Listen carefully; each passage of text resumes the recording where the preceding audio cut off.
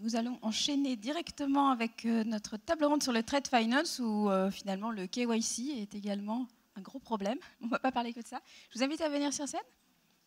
On a quatre spécialistes du financement du commerce international. Alors Souleima Badi, vous êtes directrice générale de Comgo, une ancienne de Société Générale. Merci d'être venue de Genève. Béatrice Collot, vous êtes directeur du trade et de la facturage chez HSBC France. Anne-Claire Gorge, vous êtes responsable Trade and Services and Finance, c'est à peu près ça, à la Société Générale. Et Jacques Levet, vous êtes responsable Transactions Banking pour l'Europe, Moyen-Orient, Afrique, c'est ça, chez BNP Paribas CIB. Si je peux juste ajouter, je suis aussi membre du conseil d'administration de WeTrade. Voilà. On aura l'occasion d'en parler, je pense. Alors, j'ai envie de commencer avec vous, Béatrice Collot. HSBC est un acteur très important du financement du commerce international. Alors, quand avez-vous commencé à vous pencher sur la blockchain et qu'est-ce que vous avez pensé pouvoir y trouver finalement? Et comment notre sous-titre, c'était le trade finance en mode zéro papier, temps réel. C'est vraiment ça la promesse de la blockchain? Alors, on a commencé à travailler sur ce sujet il y a à peu près 3 ans. Et oui, c'est un peu ce que l'on cherche à faire. Je vous encourage à lire une étude qu'on a publiée récemment avec le cabinet Bain et qui se nomme Rebooting Trade Finance. Donc, c'est vraiment pourquoi la blockchain dans le trade finance, qu'est-ce que ça va apporter. Je vais essayer de le résumer rapidement aujourd'hui en quelques points. Alors déjà, notre stratégie sur la blockchain, elle est très ouverte parce que l'objectif, c'est de participer à beaucoup d'initiatives, alors pas concurrentes, mais qui nous permettent de nous documenter sur ces différentes formes de blockchain, parce qu'il y a beaucoup de standards. Il y en a 3 principaux, Corda, Hyperledger et Ethereum. Et donc, on a cherché à faire des expérimentations sur la plupart de ces plateformes. Pour le propos d'aujourd'hui, je vais me concentrer sur la plateforme qu'on a développée pour digitaliser le crédit documentaire traditionnel. Et c'est important de comprendre ce qui s'est passé dans ce domaine parce qu'en 1945, 50% du commerce international se faisait au travers du crédit documentaire et aujourd'hui, ce n'est plus que 15%. Et une des explications du pourquoi ce déclin, c'est les process très papier probablement et un certain nombre d'autres problèmes qui sont les enjeux d'aujourd'hui et que je vais vous expliquer un petit peu plus amplement. Mais ce qu'on voit aussi, c'est que c'est un produit qui est le plus sécurisant possible, ce crédit documentaire, lorsqu'on est dans une période d'incertitude. Et on voit bien qu'en ce moment, entre le Brexit, les trade wars, la Chine, les États-Unis, en fait, c'est quand même un produit qui est de nature à aider nos PME et un certain nombre d'entreprises à exporter. Alors, c'est un métier qui est très papier. Comme je disais, HSBC a commencé il y a 150 ans en faisant du crédit documentaire entre l'Asie et l'Europe. Et aujourd'hui, en fait, on est en volume et en valeur la première banque de trade dans le monde. Et chaque année, arrivent à nos portes des centaines de millions de documents non structurés qu'on doit digitaliser à l'entrée. Pour un traitement plus facile, qu'il faut bien sûr stocker. Et la première des questions qui se posent, c'est est-ce que ce document est bien un original? Est-ce qu'il n'y a pas une fraude? Qu'est-ce que c'est un document non structuré? Expliquez-nous. Alors, comment ces documents? C'est-à-dire que chaque entreprise, par exemple, de transport a ses propres formats de ce qu'on appelle les packing lists ou bien a son propre format de documents de transport. Et donc, ils sont non structurés parce qu'ils peuvent se présenter de formes très diverses. Merci. Donc, on ne peut pas nécessairement appliquer ce qu'on appelle l'OCRisation, c'est-à-dire un système qui sait reconnaître les documents et donc bien les classer. Est-ce que vous me disiez, vous recevez des paquets de DHL chaque jour? Voilà, alors donc la différence entre il y a 150 ans et aujourd'hui, c'est qu'effectivement le document de transport, au lieu de prendre le bateau et de mettre 3 semaines à arriver, aujourd'hui il prend l'avion, il met 2 jours, mais c'est toujours un papier et c'est toujours le document qui fait foi pour pouvoir procéder à un certain nombre de paiements. Ce qui, effectivement, à l'ère du digital, pose quand même question. Alors, dans le trade, on a un autre problème, c'est qu'aujourd'hui, il y a eu une étude de l'OCDE qui a été faite qui dit que 70% des opérations de trade subissent un délai à un moment donné. Et ce délai, il est lié au fait qu'il y a énormément d'intervenants dans les activités de trade et qu'à un moment donné, un freight forwarder dans un pays qui n'est pas payé pour $900 peut bloquer une opération de financement de millions de dollars de biens et de marchandises. Et donc, nous, dans les banques, on passe quand même parfois pas mal de temps à essayer de retrouver à quel endroit il y a eu un problème pour pouvoir débloquer ces opérations. Et donc une expérience client qui est quand même pas extraordinaire, il faut le dire. Et donc c'est vrai que l'enjeu de passer au digital commence par là. Après, je pense qu'il y a un deuxième enjeu qui est ce que j'appelle la convergence des écosystèmes, parce qu'aujourd'hui, dans le trade, on a les banques et puis nos clients, donc d'un côté l'importateur et de l'autre côté l'exportateur.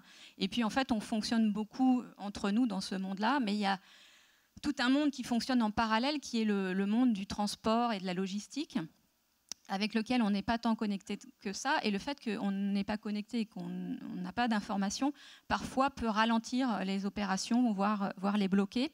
Et donc l'intérêt de la blockchain, c'est effectivement de pouvoir mettre tous ces intermédiaires à une opération sur une même plateforme, ou en tout cas avec une vision commune et partagée de l'opération de bout en bout. Donc ça, c'est un enjeu important. Le troisième enjeu, c'est la standardisation, si possible, des documents et de la réglementation, puisque le trade, c'est par nature entre en général des pays qui peuvent être éloignés, qui ont des réglementations différentes. Et là, ce qui est intéressant, c'est qu'effectivement, la création de ces plateformes crée un enjeu de standardisation. Et on peut être optimiste sur l'évolution des réglementations, puisqu'on est quand même dans un monde qui est mondialisé maintenant, la globalisation. Et donc, un certain nombre de pays, notamment Singapour et Hong Kong, ont décidé de digitaliser leurs activités et leurs marchés en utilisant la blockchain. Et donc, à ce titre, HSBC conseille par exemple le gouvernement de Singapour et de Hong Kong, au même titre que d'autres banques, hein, nous ne sommes pas les seuls, mais c'est aussi donc, de nature à traiter les problèmes globaux de ces activités. Et donc, la plateforme Voltron, puisque c'est son nom, en fait, donc elle est aujourd'hui en production. On a fait depuis 2017 un certain nombre d'opérations pilotes, donc des vraies opérations d'importation et d'exportation, par exemple de soja, entre la Chine, enfin Singapour et l'Argentine. Et puis, encore la semaine dernière, nous avons annoncé une opération entre la Chine et l'Australie pour exporter de la laine. Et donc à chaque nouveau pilote, on apprend des nouvelles choses, on connecte des nouveaux partenaires, et donc on fait progresser cette plateforme de blockchain dans laquelle BNP est également participant. Ce n'est pas une plateforme HSBC, ça c'est important de le signaler. Et Voltron, ce n'est pas une société? Alors Voltron, ce n'est pas une société, c'est une plateforme qui est développée par le consortium R3 sur la technologie Corda. Et effectivement, aujourd'hui, il y a 12 banques partenaires à cette plateforme Voltron, il n'y a pas qu'HSBC, pour développer ce crédit documentaire digitalisé. Alors, ce qu'elle apporte, la blockchain, hein, vraiment, c'est la simultanéité du partage de la vision d'une opération à un instant T avec l'écosystème qui est connecté, plus de transparence et donc de sécurité, du temps réel. Et donc, pour donner un exemple, les opérations qui ont été traitées sur cette plateforme, on est passé en moyenne 5 à 10 jours pour traiter une opération à 24 heures.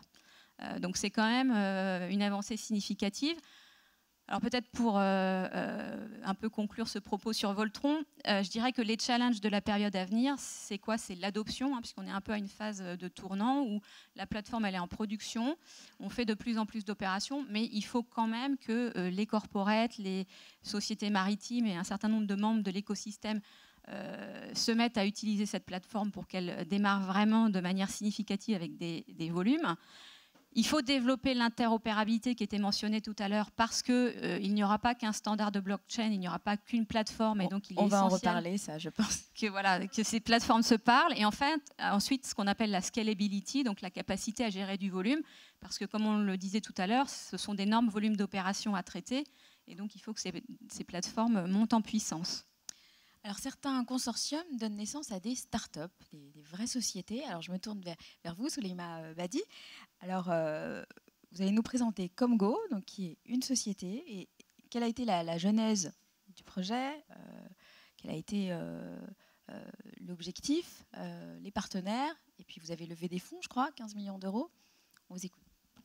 Merci. Effectivement, je vais un peu reprendre l'histoire de Comgo en revenant sur plusieurs points qui ont été évoqués aujourd'hui, parce qu'on a fait ce cheminement-là, et on rejoint effectivement Voltron sur d'autres cheminements. Aujourd'hui, on a d'autres challenges. Donc, Comgo a été incorporé, c'est une SA incorporée à Genève en août dernier. qui est le résultat de 2 années de tests et de partenaires convaincus qu'il était temps de passer en production et d'arrêter de faire des tests. Et effectivement, passer de tests à production, c'est construire une infrastructure, c'est lever des fonds et c'est construire les produits en fait. Donc aujourd'hui, ComGo, c'est une blockchain en production qui fonctionne. Donc la société a été incorporée par 15. Alors notre DNA, c'est les commodities. Donc c'est un sous-ensemble matières premières. Les matières premières, pardon, oui, qui est un sous-ensemble du trade en fait, mais dont Genève est un des berceaux historiques. Donc on parle vraiment de transactions physiques, achat-vente de blé, de pétrole, voilà. Et donc les fondateurs de ComGo, c'est des acteurs historiques de cette activité. Donc on a 10 banques, donc les françaises, qui ont une belle reconnaissance en la matière, donc la BNP, la SocGen, Natixis et le Crédit Agricole. Les Dutch également, qui sont très connus pour le financement des matières premières, donc ING, Rabobank et ABN AMRO, Citibank, MUFG et Macquarie. Et on a absolument voulu associer des corporates dans l'activité, parce que pour construire une solution qui convient à l'industrie, on pense qu'il faut que les deux parties de l'industrie soient associées. Et donc on a aussi comme actionnaires Shell, Mercuria et Gunvor qui sont des trading houses, et la SGS pour toute la partie de logistique, et Koch, le groupe industriel américain, qui est très actif dans le trading de pétrole notamment. Donc on est passé au travers de cette levée de fonds pour construire une infrastructure qui est validée d'un point de vue sécurité, dont les smart contracts peuvent être audités et ont été audités par tous ces actionnaires, ont été validés par tous ces actionnaires. Il faut construire une infrastructure extrêmement robuste et ça n'a plus rien à voir avec le monde du test. Donc ça nécessite de l'argent. Donc on a fait une levée de fonds avec ces actionnaires. On a choisi une technologie blockchain. Donc on a choisi Ethereum pour le coup. On peut le dire, vous avez travaillé avec Consensus, ils étaient là ce matin. On a sélectionné Consensus qui en a parlé ce matin. Voilà, j'en arrivais là. Donc on est parti d'un assessment de 180 sociétés qui proposaient ces capacités. Donc il y a 18 mois maintenant, et on a fini par sélectionner Consensus. Et c'est vrai que quand on va sur Ethereum, ça fait beaucoup de sens de sélectionner Consensus. 180, il y a 180. Alors c'était il y a 18 mois hein, le processus de sélection. Donc je pense qu'aujourd'hui c'est encore c'est démultiplié. Et donc on a choisi ces partenaires à la fois à la suite d'une séance de hackathon en fait, et de discussion sur l'alignement des intérêts, etc. Donc c'est un processus qui prend beaucoup de temps, qui est assez compliqué. Et donc la levée de fonds, le choix du partenaire technique et la construction de ce réseau qui a émis une première lettre de crédit en décembre de l'année dernière. Donc ça a été une année assez intense pour nous tous, et qui avons en plus franchi le pas de quitter nos employeurs. Moi j'avais 18 ans de Société Générale derrière moi, et j'ai démissionné et j'ai lancé cette société donc avec l'équipe qui avait fait tout ce chemin de pilote et de test en fait. Je crois qu'il y a des gens d'ING aussi, non ? Alors, l'équipe de base se composait effectivement de gens de la Société Générale et d'ING, et puis on a été rejoint par des gens de l'industrie, de sociétés de trading, donc de Mercuria, on a été rejoint par des gens de Natixis, on a étoffé les équipes, et puis des gens qui nous ont vraiment apporté la dimension agile, on travaille en méthode agile. Et je pense qu'une des raisons de notre succès, c'est que c'est toujours des gens qui viennent de l'industrie, qui ont construit ce projet et qui ont donc, en fait, on est en train de résoudre nos problèmes, les problèmes qu'on a affrontés tous les jours en tant que banquier. Et par exemple, donc, ce que c'est que ComGo aujourd'hui, d'abord, c'est un réseau de confiance. Pourquoi la confiance ? Parce que les validateurs de ce réseau, c'est les banques. C'est uniquement les banques qui sont nos actionnaires, et on ne donnera pas cette validation à des corporates, par exemple. Les banques ont toujours eu dans leur DNA la confiance dans l'industrie, et on pense que c'est important, avec ces nouvelles technologies, de garder ce rôle-là auprès des banques. Donc c'est un réseau de confiance, c'est un réseau qui permet d'échanger des documents de manière sécurisée. Et pour rebondir sur ce dont Eric parlait tout à l'heure, la première fonctionnalité de ce réseau, c'est de permettre à deux parties d'échanger des documents pour faire du KYC, pour négocier des lettres de crédit, pour financer des stocks de marchandises. Moi, en tant que banquière, j'ai financé une fois un stock de marchandises contre un faux document d'entrepositaire. Aujourd'hui, ça, avec la blockchain, c'est quelque chose qui ne peut pas arriver. Parce que je sais qui m'envoie le document. Je sais que le document que je reçois, c'est bien le document qui a été envoyé. Je sais que s'il est intercepté par quelqu'un, je le saurai. D'accord ? Et donc ça a une énorme plus-value pour mitiger le risque de fraude, au-delà de la problématique d'efficacité que tout le monde évoque en premier, en fait. Donc voilà, donc on a fait notre première release en décembre, on en a fait une autre depuis. Donc faire des releases et gérer une production, c'est encore une nouvelle étape, un nouvel apprentissage, puisque quand on fait une mise en production avec des tels actionnaires, ils vous réauditent à chaque fois. Donc on repasse par des tests. techniques, des tests fonctionnels. Donc on ne peut pas réaliser tous les 15 jours comme on le fait en méthode agile classiquement et on s'est organisé en fonction. Donc on a une équipe qui a cette expérience maintenant et puis là on est prêt à ouvrir à des utilisateurs qui ne sont pas des actionnaires. Et donc ça va se faire dans le courant du mois de mai. Pour pouvoir construire ce réseau. Et donc maintenant, les plus grands challenges qu'on est en train d'affronter, c'est comment créer cette adoption. Ce serait bien qu'HSBC rejoigne Comgo, par exemple. C'est tout à fait possible et ça fait partie des usual suspects évidents, bien sûr, bien sûr. Alors, on va donner la parole à un de vos actionnaires, Jacques Levet, de BNP Paribas. Alors, vous êtes actionnaire de Comgo, vous participez à Voltron aussi, dont on a parlé. Vous êtes aussi actionnaire de TradeAX, qui est la plateforme Marco Polo, une autre plateforme. Mais pourquoi vous investissez et vous participez à autant de plateformes? Pour plusieurs raisons. D'abord, on a une stratégie d'investissement dans les plateformes qui est assez similaire à notre stratégie d'investissement et d'innovation en général. Donc on a, on va dire, 3 grands groupes d'investissement.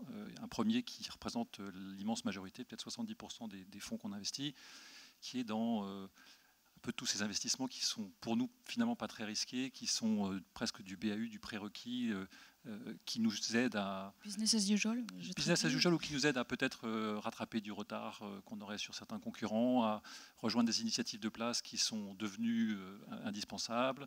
Bon, voilà, 70% c'est vraiment ça. Après, il y a 20% de nos investissements où ce sont des plus petits montants, mais qui nous ouvrent un certain nombre d'options. Et c'est une sorte de vraie stratégie de portefeuille de bon père de famille. On place un certain nombre de billes sur lesquelles on ne prend pas trop de risques. Et puis, par contre, si jamais on en voit une qui, à un moment donné, est vraiment prometteuse, on peut l'actionner rapidement, on peut accélérer et on peut l'utiliser. Donc ça, c'est 20% de nos investissements. Et puis après, il y a 10% où, là, on va prendre des vrais paris. Et on va mettre des tickets un petit peu plus importants et on va faire des vrais paris sur les solutions dont on pense quelles sont celles qui, demain, nous permettront d'industrialiser réellement nos plateformes, qui vont devenir des standards de marché, qui vont regrouper l'écosystème le plus vaste, parce que c'est aussi ça, un des enjeux de l'ensemble de ces plateformes, c'est d'arriver à agréger et faire adopter ces solutions par le plus grand nombre. Est-ce que vous pouvez nous parler un petit peu justement de TradeAX? Donc c'est une société irlandaise. Sa plateforme Marco Polo, qu'est-ce qu'elle a comme caractéristique? Alors, oui, TradeAX, c'est une fintech qui est spécialisée dans le commerce international via la technologie blockchain. C'est elle qui est aujourd'hui le partenaire technologique de Marco Polo, qui est également une initiative qui est née à l'intérieur du consortium R3. Et pourquoi on a décidé d'investir dans cette fintech en particulier, à côté d'un certain nombre d'autres? Pour 2 raisons. Je veux dire, la première, c'est qu'ils ont une vision du trade finance et du financement de l'open account de demain qu'on partage. Et partager la vision d'une équipe managériale, c'est très important. Ensuite, parce qu'ils ont, à notre sens, une vraie capacité à délivrer. Et c'est rare aujourd'hui de trouver dans cette industrie, dans les fintechs, des gens qui sont à la fois très bons en technologie, en blockchain, avec des méthodes agiles, et des gens qui connaissent réellement nos métiers, réellement les pain points auxquels on fait face tous les jours, et qui sont prêts à vraiment développer des solutions à des problèmes existants. On a trop aujourd'hui de business model où on se dit, voilà, qu'est-ce que je vais bien pouvoir faire avec ma blockchain, qu'est-ce qu'elle peut résoudre comme problème? Ce n'est pas dans ce sens-là qu'il faut qu'on travaille, c'est plutôt dans l'autre sens, c'est identifier un pain point et après prendre la technologie qui va permettre de le résoudre. Et la blockchain n'est pas toujours cette technologie, ce n'est pas l'alpha et l'oméga de tous nos investissements dans le financement du commerce international. Les pain points, ils étaient bien identifiés, non, quand même, les difficultés dans le commerce international. Il n'y a pas de difficulté. Alors, je vais passer la parole peut-être maintenant à Anne-Claire. Vous êtes vous aussi actionnaire de Comgo. Et vous en avez parlé, vous êtes aussi actionnaire de WeTrade. Alors, c'est une autre plateforme de commerce international. Qu'est-ce qu'elle a de spécial? Alors, WeTrade est très spécial dans tout ce paysage-là parce que WeTrade est né de la rencontre de 2 choses.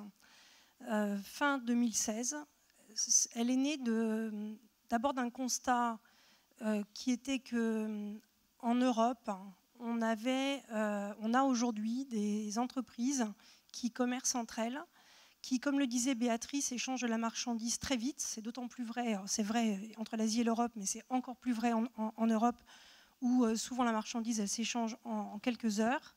et où du coup les instruments actuels de trade finance, qui sont basés sur des échanges papier, comme on l'a dit aujourd'hui, sont décalés et ne peuvent pas représenter, dans la plupart des cas, une solution satisfaisante pour ces entreprises qui s'échangent la marchandise très vite et qui veulent très rapidement obtenir une sécurisation de leurs transactions ou un financement. Donc on est parti de ce constat-là, que nos entreprises, nos clients en Europe, finalement, et d'ailleurs ça se traduit dans les chiffres, ils utilisent très peu l'instrument qu'on a mentionné précédemment, qui est le crédit documentaire. Et ils l'utilisent principalement pour les grosses transactions de matières premières. Donc ça, c'était un constat. Il y a quelque chose à faire. Il y a quelque chose à faire, et dans le commerce international, il y a toujours une question de réseau, puisque pour arriver à atteindre et à rendre un service à un acheteur, un vendeur, qui sont dans des zones géographiques différentes, dans lesquelles les acteurs bancaires majeurs ne sont pas les mêmes, souvent. Voilà, il y a peu de grandes banques, enfin il n'y en a pas en fait, de grandes banques qui soient retail dans tous les pays européens. Donc ça veut dire qu'il faut travailler à plusieurs. Il faut connecter aussi les banques de ces acheteurs et ces vendeurs. Et donc ça, on a fait ce constat-là à un moment où il y avait quand même, on était en plein hype autour de la blockchain. Et le premier use case qui revenait dans toutes les analyses, c'était le trade finance. Voilà. Donc on s'est dit, il y a peut-être quelque chose à faire avec les deux. Et la particularité de WeTrade, du coup, c'est qu'on a inventé quelque chose de nouveau, d'un point de vue technologique évidemment, puisqu'on a utilisé une technologie qui était nouvelle, mais surtout d'un point de vue bancaire, d'un point de vue financier, d'un point de vue solution. On a inventé quelque chose qui n'existait pas précédemment, donc qui consiste simplement à mettre en relation des entreprises en leur permettant, de manière digitale très simple, ne nécessitant pas non plus d'expertise, parce que les instruments qu'on promeut, là dont on a parlé, sont des instruments experts, pas toujours adaptés aux entreprises de taille moyenne. Donc on leur a proposé une plateforme très simple, très user-friendly, dans laquelle elles peuvent traduire leur volonté d'achat-vente, le concrétiser en disant voilà, j'achète, je vends ceci, et je te paierai sous telle et telle condition. Et ensuite, la blockchain va permettre de suivre ces conditions et d'exécuter automatiquement le règlement à la date convenue. Et par-dessus ça, ajouter des garanties, donc des services qui vont permettre à un vendeur de s'assurer qu'il sera payé à terme, donc des garanties de paiement. Je rappelle quand même qu'une défaillance sur 4 d'entreprises provient d'un impayé. Donc la sécurisation, c'est bien de vendre, mais la sécurisation des créances commerciales, c'est clé pour nos clients entreprises. Donc obtenir de manière très simple, avec 4 clics, une garantie de paiement sans être obligé d'aller chercher des solutions sophistiquées, complexes, sur lesquelles il faut négocier pendant des mois avec un banquier ou un factor, c'est quand même très très précieux. Et d'obtenir le financement derrière. Financement, ça veut dire je suis capable d'octroyer des délais de paiement, ça veut dire que je vais trouver plus de clients, parce que j'ai des clients qui n'ont pas les moyens de payer au cul du camion, comme on dit. Voilà. Donc on a inventé quelque chose de nouveau. On l'a construit très rapidement. Je crois que ça a été vraiment un exploit. On a fait ça en 2017. Quelle technologie vous avez choisi ? Alors nous avons choisi, à la suite d'un appel d'offres, Hyperledger Fabric, avec comme partenaire IBM. Voilà. Donc on a fait un appel d'offres extrêmement rigoureux, mais qui, un peu comme le soulignait Souleymane, a finalement eu lieu il y a maintenant 2 ans. Donc voilà, avec les données de la situation d'il y a 2 ans, c'était clairement IBM qui avait la solution la plus robuste. Et donc c'est pour ça qu'on a choisi IBM à l'époque. Alors combien de partenaires autour de la table ? Alors on a aujourd'hui 12 actionnaires, 14 banques clientes, qui offrent le service aujourd'hui dans 14 pays. Alors la coïncidence est grande entre les deux noms, mais en fait ça ne veut rien dire, parce qu'on a des banques qui couvrent 4 pays, on a plusieurs banques par pays aussi. On a des collègues de Natixis dans la salle qui sont aussi membres de WeTrade en France. Voilà, donc aujourd'hui c'est 14 banques clientes de WeTrade. WeTrade c'est une fintech, c'est comme Go, et présente dans 14 pays en Europe. Et elle est enregistrée où, cette société ? Alors, on a choisi de l'enregistrer en Irlande, pas pour des raisons fiscales, mais pour des raisons de droit anglais, voilà, et de Brexit.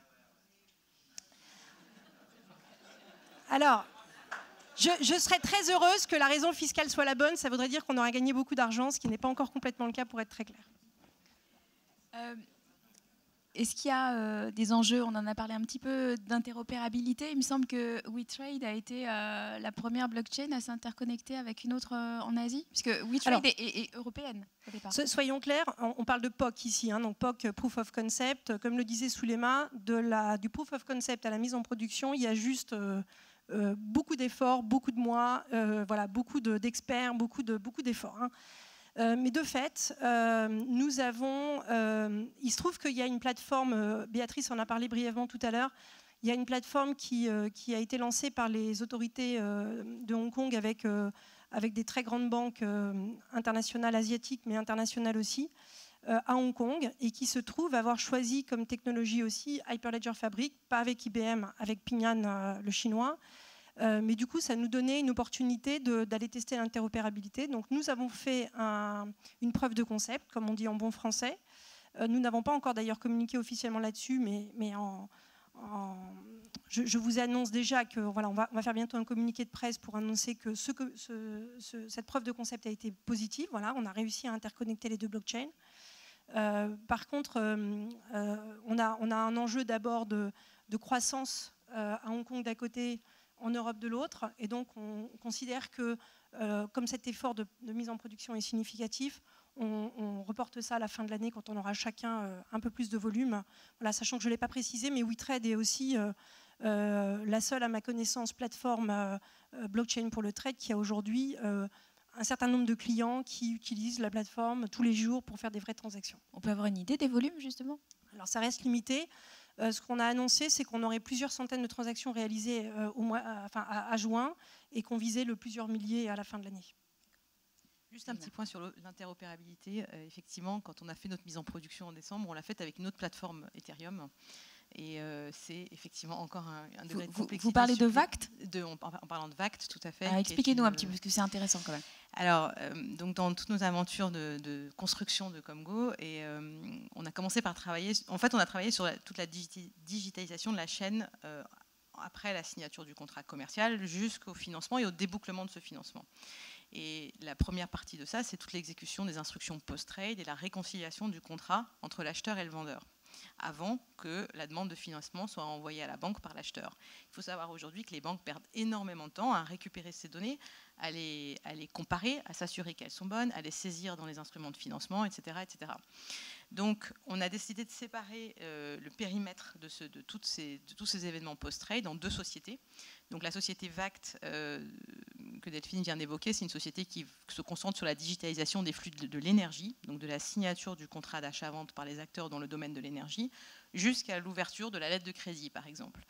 Et Komgo se concentre sur la partie financement. Et ça lui permet de couvrir plusieurs types de sous-jacents, donc pas uniquement l'énergie, mais les matières premières agricoles et les métaux, par exemple. On peut peut-être juste citer les très gros acteurs qui font partie de VACT. On a 7 actionnaires communs qui sont Shell, Coke, Mercuria, Gonvor, ABN, Société Générale, ING. Et de leur côté, ils ont en plus BP et Equinor, donc ex-Statoil, les Norvégiens. Et Total, les Chevrons, donc ça, c'était les fondateurs, voilà. Et ils ont élargi leur base d'actionnaires en fin d'année dernière à Total, Chevron et Reliance, les Indiens. Exactement. Donc c'est vrai qu'ils captent une part de marché considérable et c'est un des clés du succès dans l'adoption de ces réseaux, bien évidemment. Et donc on a travaillé de manière très proche, on se connaît très bien puisqu'on a créé ces structures ensemble.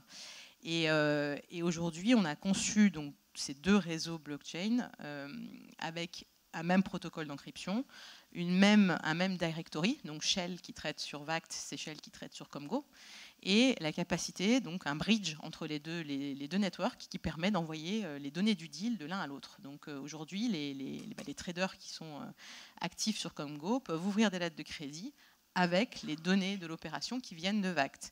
Et c'est là qu'on atteint vraiment l'efficacité que les banquiers recherchent et que les opérateurs recherchent, puisque l'information, elle est déjà vérifiée, donc il n'y a pas besoin de la revérifier. Elle est déjà digitale, il n'y a pas besoin de la ressaisir dans les systèmes. Là, le format de la lettre de crédit a été approuvé par les différentes parties, donc il n'y a pas besoin de le renégocier. Donc évidemment, on est sur un flux standard, mais bon, il faut bien commencer quelque part.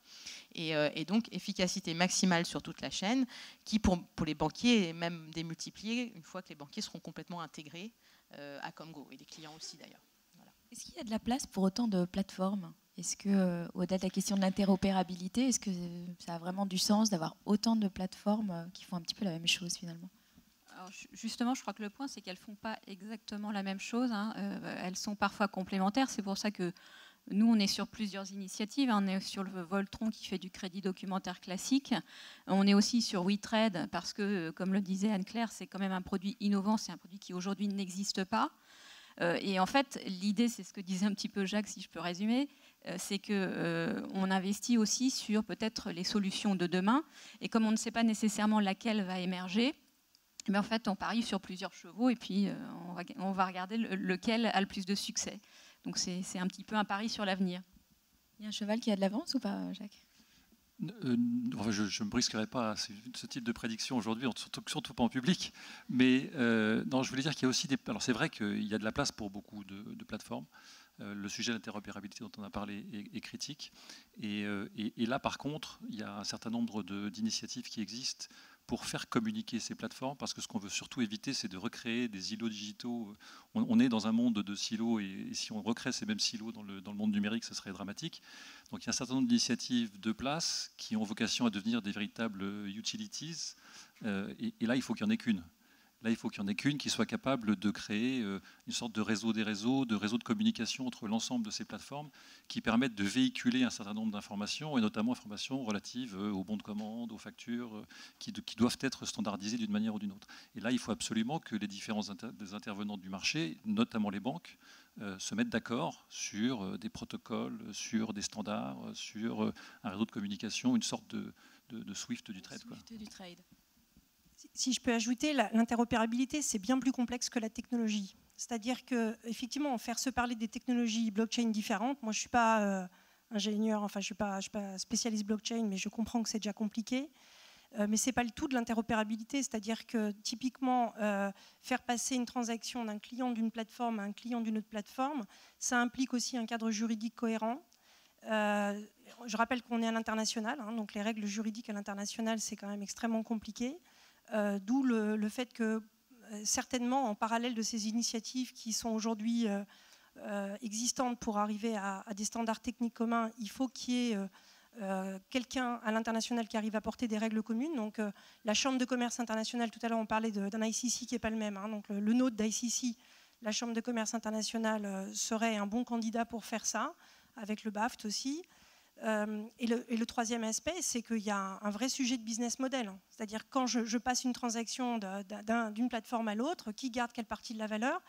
Et ça, c'est vrai entre plateformes, mais ce sera vrai aussi quand on va... parce que pour l'instant, on est quand même encore sur des plateformes qui sont essentiellement financières, mais toute la vision et la raison pour laquelle on a créé ces solutions de manière distribuée, c'est parce qu'on veut pouvoir créer de la confiance entre des acteurs qui n'ont pas nécessairement les mêmes objectifs. Typiquement, tous les acteurs que Béatrice avait mentionnés précédemment, qui viennent certifier la réalité d'une transaction matérielle, c'est-à-dire d'un transport de marchandises. L'inspecteur qualité qui va dire que mes crevettes surgelées qui sont dans mon cargo au Vietnam, elles sont bien saines. Le transporteur qui va bien certifier qu'il y a quelque chose sur un bateau qui va bien arriver au Havre ou ailleurs. Tous ces acteurs-là, il va falloir qu'ils viennent aussi sur ces réseaux-là et il va falloir qu'on arrive à se mettre d'accord sur qui prend quelle partie de la valeur. Voilà. Donc, c'est très excitant. Et les douanes? Est-ce qu'on pourrait imaginer les douanes aussi? Oui, et il y a beaucoup de projets. On n'a pas mentionné, par exemple, il y a un projet, il y en a beaucoup, mais il y a la supply chain physique est un domaine qui se digitalise énormément, avec ou sans blockchain, mais il y a beaucoup de projets. Il y a dans des domaines très différents, TradeLens, IBM, Maersk. On peut parler aussi de la blockchain aussi. C'est de la blockchain aussi. Non, mais c'est pour ça que je le mentionne parce que je vois bien qu'ici c'est quand même ça qui intéresse les gens. IBM Food Trust aussi dans un autre registre, mais qui est là aussi pour assurer de la traçabilité des transports de nourriture. Donc, bref, il y a énormément à faire et ce que je voulais dire, c'est que le chemin sera long. Il est passionnant, mais il sera long. Qu'est-ce qui prend le plus de temps? La maturité technologique, se mettre tous d'accord Tout prend du temps, il faut beaucoup d'énergie. Et juste là aussi, je rappellerai toujours par rapport à mon sujet juridique que par exemple chez WeTrade, on considère qu'on a deux actifs qui nous ont demandé beaucoup d'énergie et beaucoup de temps. Une plateforme qu'on a construite, mais aussi par exemple un rulebook, le fameux, les règles du jeu juridique, qui nous ont pris du temps, de l'énergie, de l'argent. La gouvernance, la gouvernance, ça a été... peut-être plus simple parce qu'on était entre banquiers avec des intérêts convergents et assez peu concurrents pour démarrer sur nos territoires nationaux. On va devenir concurrents demain quand on va étendre chacun la solution à tous les pays européens, mais c'était plus simple. Mais tout prend du temps et de l'énergie. Oui. Ça, c'est clair. Et autant, Anne-Claire est une vraie pionnière dans l'activité. C'est vrai que quand on a commencé, il n'y avait pas grand-chose dans le paysage digital. Donc je pense qu'il y a de la place effectivement pour plusieurs plateformes, ça c'est clair. Mais allant de l'avant, quand on voit la complexité de chaque étape du process, et je pense que c'est important de regarder ce qui existe et d'essayer de leverager dessus en fait, parce que nous on n'a pas eu trop le choix, parce que quand on a commencé il n'y avait pas grand-chose. Mais voilà, aujourd'hui il y a des projets qui ont atteint un certain nombre d'étapes en fait, et il faut les utiliser, parce qu'on ne peut plus recommencer à zéro comme on l'a tous fait dans ces différentes aventures. C'est vraiment très compliqué, ça prend énormément de temps en fait. Et d'argent. Jacques, vous avez envie d'ajouter? Oui, ce qui prend du temps, c'est effectivement un écosystème extrêmement fragmenté. C'est aussi ce qui fait l'attractivité de la blockchain, au passage, mais c'est ce qui fait que l'adoption est très lente. Aujourd'hui, combien de banques ou de grandes sociétés internationales ont un nœud blockchain opérationnel? Il n'y en a pas tant que ça aujourd'hui, donc ça prend du temps.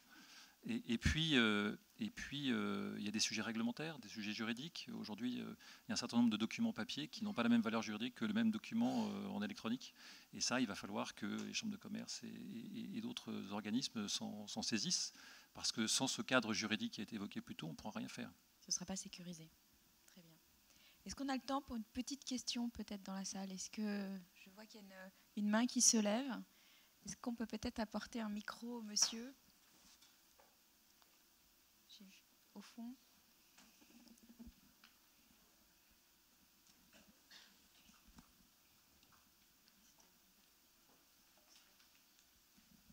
Oui, bonjour et bravo pour le panel remarquablement instruit, mais qui mérite peut-être une question, Alain Leclerc, président d'Emergence.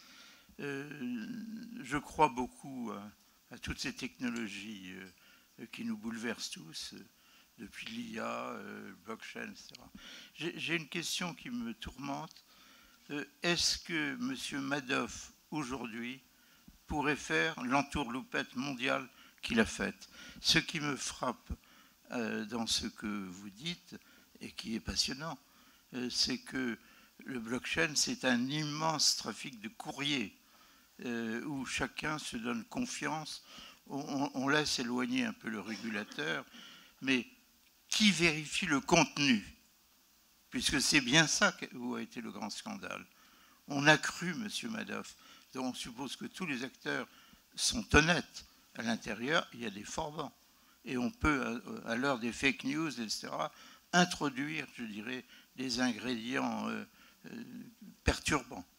On sort un tout petit peu du trade finance, mais sous l'image, j'ai l'impression que ça vous inspire. Soyons très transparents ici. Quand quelqu'un a l'intention de frauder, il y arrive. Quand vraiment, j'ai dirigé l'enquête Kerviel pour la Société Générale, donc j'ai vraiment nagé dans ce genre de sujet et mitiger le risque de fraude, qui est un vrai sujet dans l'industrie, ça passe par croiser tout un ensemble d'indicateurs qui permettent de détecter cette fraude.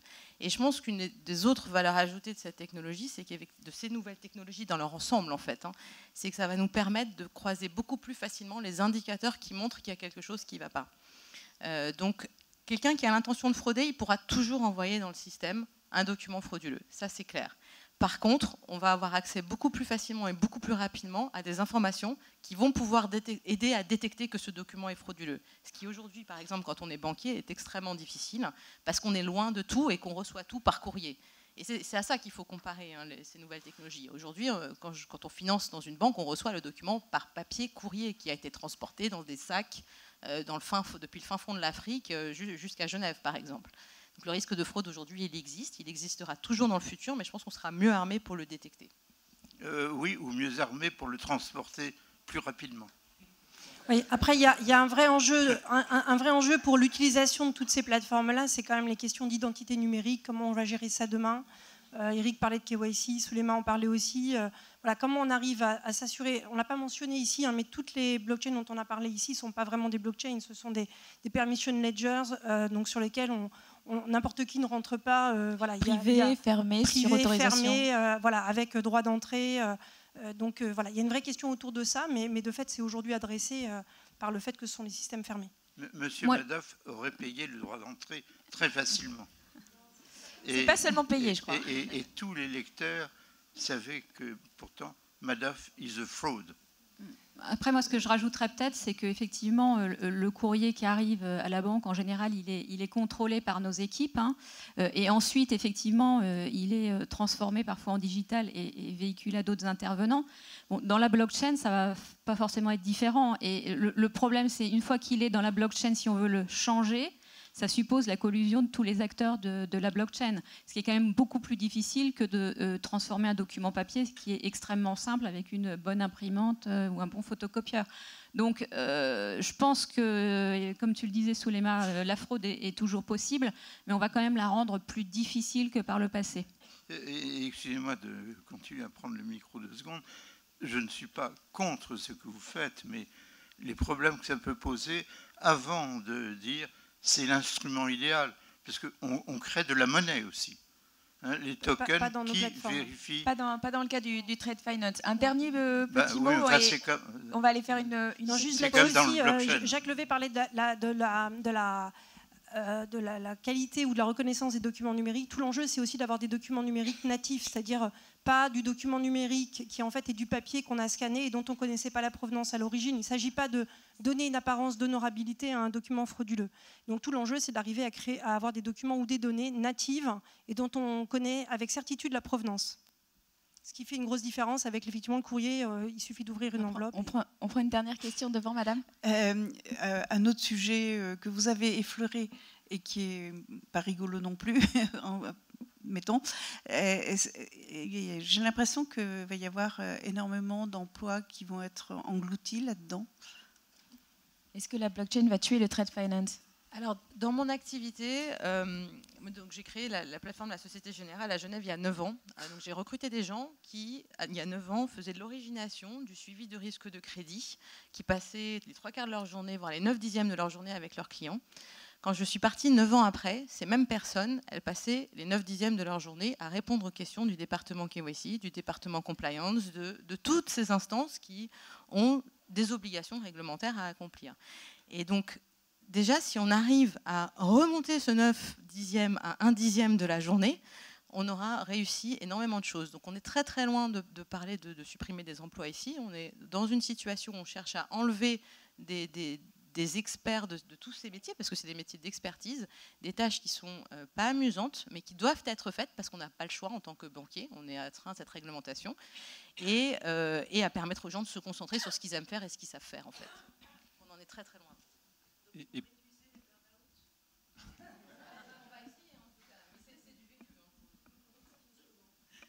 Et puis c'est aussi un formidable vecteur de développement d'activités, parce qu'il y a beaucoup aujourd'hui de commerce international qui n'est pas financé par manque de transparence, par manque de traçabilité, par manque d'information, par mauvaise qualité de l'information.